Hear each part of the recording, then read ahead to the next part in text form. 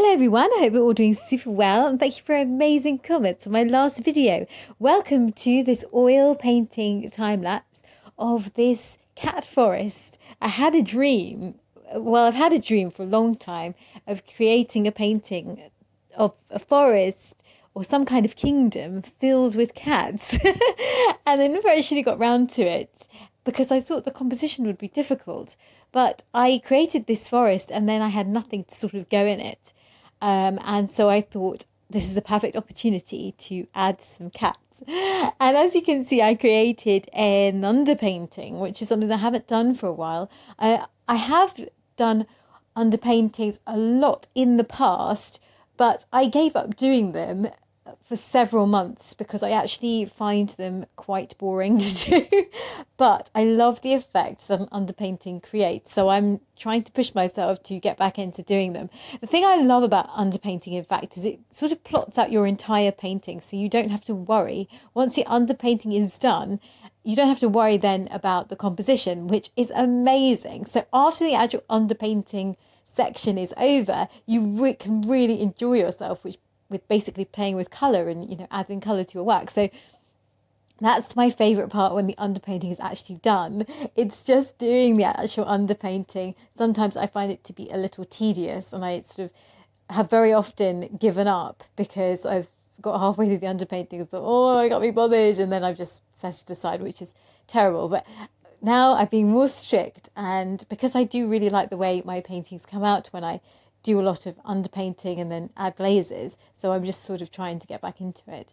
And I find this so comical also that I have laid out my palette because normally I don't film, well now it's gone now, but I don't film my palette, and it's a shame because I just can't seem to fit the painting and the palette into my camera shot. And I sort of laid out those colours just a minute ago, all in a straight line, which was just so like a happy and lucky coincidence.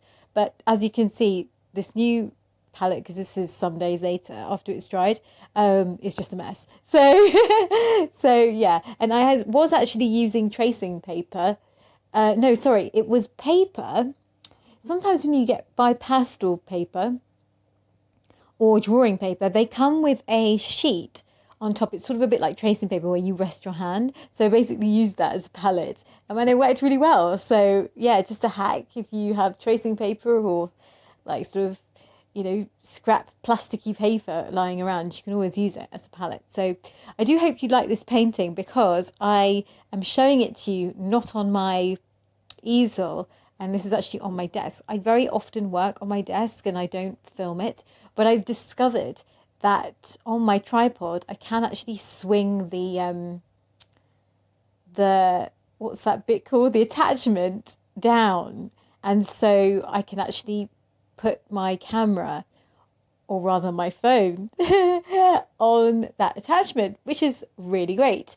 And it's so flimsy though, because it was just this really desperate purchase that I made from Amazon, a really last minute, because I really needed a tripod because my other ring light bust. So it's literally the attachment thing that I swing around to face the desk is close to snapping. I can tell it's really badly made because it was a really cheap tripod ring light thing that I bought from Amazon just as like an emergency thing.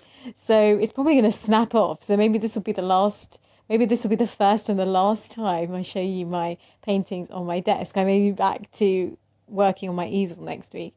I hope not though. And so this forest was really, really fun to paint, and I do really love the sort of the glazing aspect when I get to this sort of final stages, because it's always really fun to add colour on top of an underpainting, and always the colour comes out super bright and vibrant. And so yeah, I just really hope you enjoy this painting and that you guys are having a nice week. I'm pretty tired actually because we always have in England this sort of weird month of March where you get these explosive thunderstorms and like wind, and the wind has been going completely wild, so I haven't had much sleep. So apologies if this is some ramble, but I do hope you like this painting and I really enjoyed creating it. If you're new, I'd be most grateful if you were to subscribe to me and follow me on Instagram, because why not? I post all my art daily. And have a wonderful week, and I will see you again this week at some point. Take care, guys.